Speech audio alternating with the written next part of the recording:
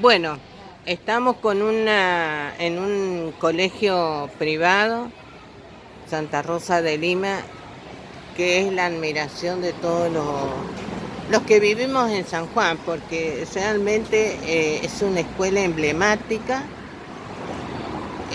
una escuela que tiene antecedentes sanmartino y además Fray Justo Santa María de Oro, de una congregación totalmente diferente y muy...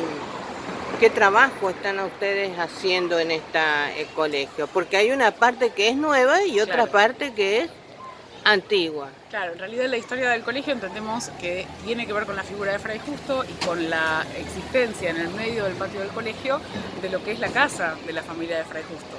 La historia es que ellos donaron parte de los terrenos para la construcción del original colegio de Santa Rosa. Ese colegio, con la casa de Fray Justo, fue declarado Monumento Histórico Nacional. Lamentablemente después con el terremoto del 44 la parte del colegio se vino abajo y hubo que transformarla, por eso se ve un edificio muy moderno alrededor. Pero ese núcleo constructivo de la casa de Fray Justo quedó, forma parte del Monumento Histórico Nacional además. Lo que es interesante es que es uno de los pocos ejemplos de arquitectura colonial que sigue en pie todavía en el casco urbano de San Juan.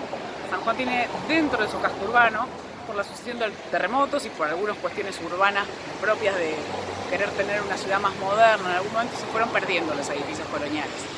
El interés de nuestra investigación es trabajar, relevar las características de este edificio, ver el estado de conservación, ver si se puede entender cuál fue la lógica de la construcción y tratar de ver en qué medida eso representa lo que fueron las viviendas en un cierto periodo, en el siglo XVIII. Es una construcción de mediados del siglo XVIII.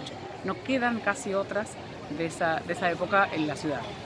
Sí, lamentablemente el terremoto del 44 destruyó toda la ciudad y a tal punto que hoy en el siglo XXI San Juan es una de las ciudades más modernas, Claro. del país. Y además, esto que ha quedado, esos pedazos de historia, esa cultura que nos ha quedado, es porque Dios ha dispuesto que quede en un pedacito de aquel San Juan antiguo. Pero yo me acuerdo que toda esta necesidad de poder mostrar ese San Juan antes del terremoto es fundamental. Y el estudio, preservar, conservar, es muy interesante.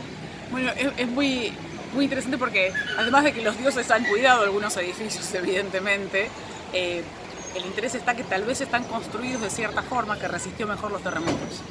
Lo que nos interesa saber es cuál es esa forma, qué características esa arquitectura, que es una arquitectura totalmente doméstica, es una arquitectura de casas, tuvieron la capacidad de mantenerse en pie cuando otros edificios más grandes y más complejos se cayeron. Por eso son tan interesantes los estudios que podamos desarrollar sobre esto. Estuvimos trabajando en la casa natal de Sarmiento, porque lo que es la sala natal es parte de la vivienda de Paula Albarracín. Está la celda de San Martín, pero quedan contados con la mano los edificios. Entonces, cualquier cosa que podamos averiguar sobre la materialidad de estos espacios, creemos que aporta al conocimiento de lo que es la historia urbana de la ciudad y a cómo se construía. A nosotros nos interesa mucho eso, cómo se construía, quién construía.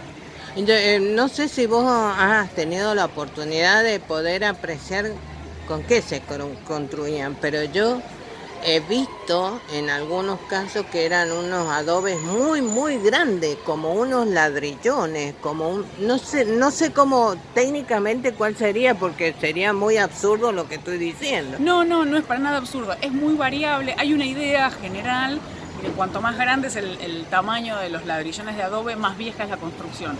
No es exactamente así. Hay construcciones muy viejas, cuando hablamos de muy viejas hablamos de 200, 300 años, que sin embargo los ladrillos son más pequeños y hay algunas muy viejas en que sí se usaron ladrillones grandes. Depende del constructor.